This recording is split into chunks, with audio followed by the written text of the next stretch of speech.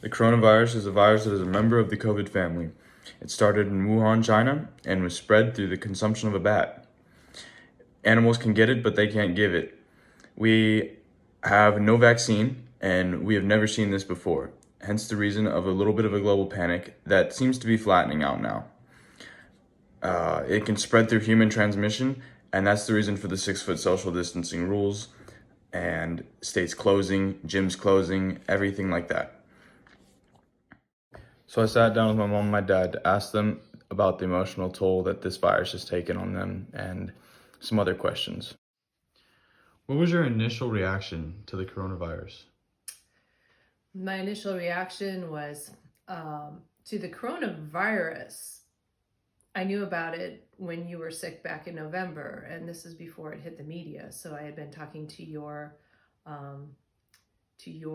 doctor at Kaiser about it because of you have Chinese students from China. So we had a discussion then who was downplaying the seriousness of it because no one really understood a lot about it. And so I was hoping everything would be not as severe as it has turned out to be. Fear. Fear of the unknown. Fear of the unknown. Was this an over or under reaction? As a rational reaction. I think it was a good reaction at the time. I think we're starting to become a little bit more overreactive to it. But I think that doing the shelter in home for the first couple of weeks, even a month, has been a very good idea. When would you see life returning to normal? Well, typical viruses, looking at past pandemics, etc., it takes about 2 years. So I think that things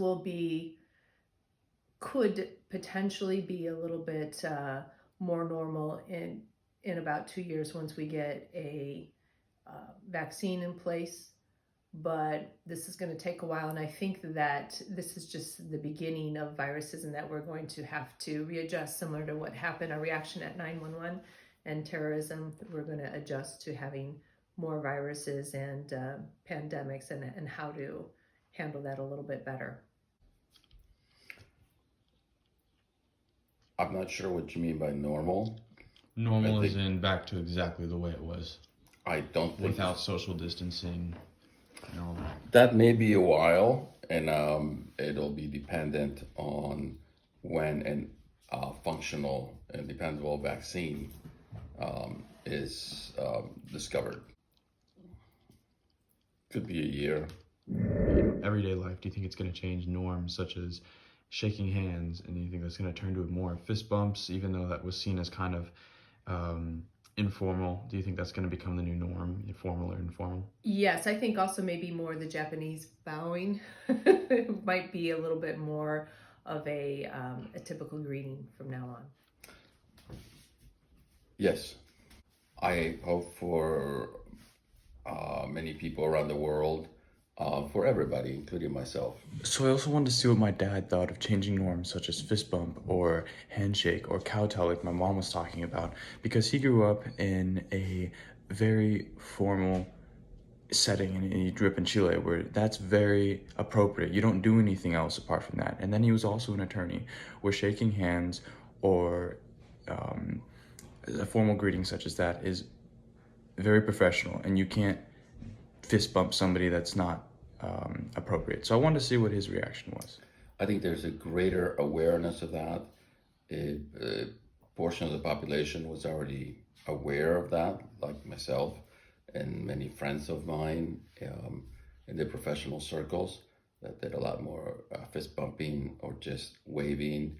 And I was, I think, always aware, very aware of germ transmission.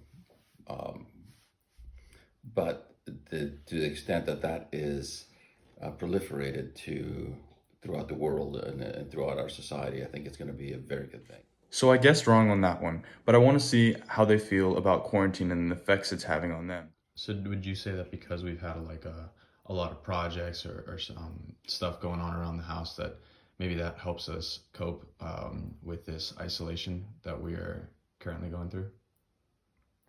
In terms of coping with the isolation, personally, I have not felt much of that myself because of my lifestyle.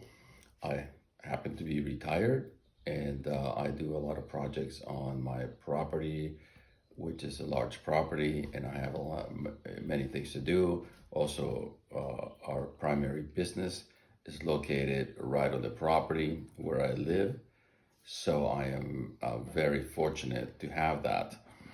So to me, the isolation has been a minimal inconvenience. How are you coping at home? Well, I have an essential business, so I am still very busy in terms of clients that I see, but it's just how I've had to restructure my business in terms of putting social distancing and trying to keep everybody safe, because some of my clients, of course, are high risk, and of course your father is high risk. Not going to restaurants or not being able to meet somebody at a coffee shop, or go to the movies or go to the gym. Those are mainly the effects that isolation has had on me. But beyond that, it's had very little effect. We started this collaboration with Moderna because we wanted to utilize our antigen concept, so our vaccine concept, but deliver it via their platform. So what that means is that we take our sequence from the VRC and we give it to Moderna, and Moderna develops the vaccine.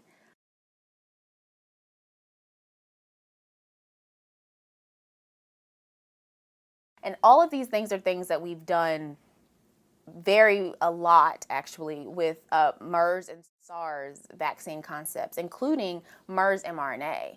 We know what types of immune responses we're looking for in small animal models. And so we will be testing, evaluating those immune responses, and then we will be establishing a clinical trial. So as we can see, the health professionals have been working hard to make sure that we can get a cure for COVID-19. But let's take it back to me in the past to see some of the things that I've been doing to keep myself sane and laughing during these hard times. Right now I'm doing pretty much one of the only things I can to pass time. And that is homework, classwork, whatever, for school. Kind of thankful for it, kind of not. I mean, like, it's annoying, but it, the silver lining is it gives you something to do. I think plenty of my, my friends and people who are in the situation are doing the same exact thing. And that is, well, you can't really see it, but work. My best friend right now, so here I am with all my, my new Lamborghini. But you know what's really important? Is all these new books I got. No, I'm kidding.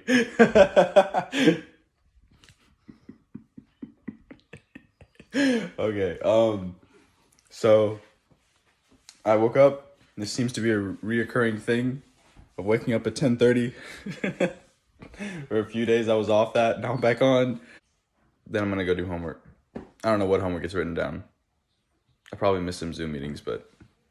Alright, first thing, this is my mother, and we are going to go for a walk because jog 3 miles. I'm gonna bike. I don't run. So then that'll be fun.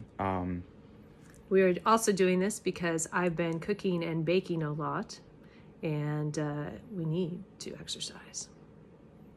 Plenty of other things, going on, but now we get to go for Exercise break. Well, she gets to run. I don't run. Boy, be looking like a hot dog with some tiny legs. You're so slow. So, this is April 2nd, and I am on top of a ladder because we're remodeling. Well, not really remodeling, just repainting the room, getting ready to move. We set up all the plastic and everything. It's been about 8 hours combined work. And we're gonna prime it today and then tomorrow, and maybe the next day we're gonna paint it. So there you have it. Through family members, through friends, through my dog, and homework, and whatever else has been thrown in, in my path and in my way that I used to, in the past maybe see as an obstacle or an annoyance, has actually now served as something to bring joy to my life. And it has been a blessing. It's been a real silver lining to the cloud known as COVID-19 and coronavirus. So I want to leave everybody with a thought of maybe we can look back on this and really appreciate the one good thing that came out of this, and that was maybe a bonding experience with our family, or just being able to appreciate something that we never used to think we took it for granted. And that's really something that I've learned. And obviously, apart from the fact that, maybe we'll learn something from the virus and stuff like that, we can learn something from the side effects of the virus, the loneliness and the solitude. Maybe that could be a blessing as well.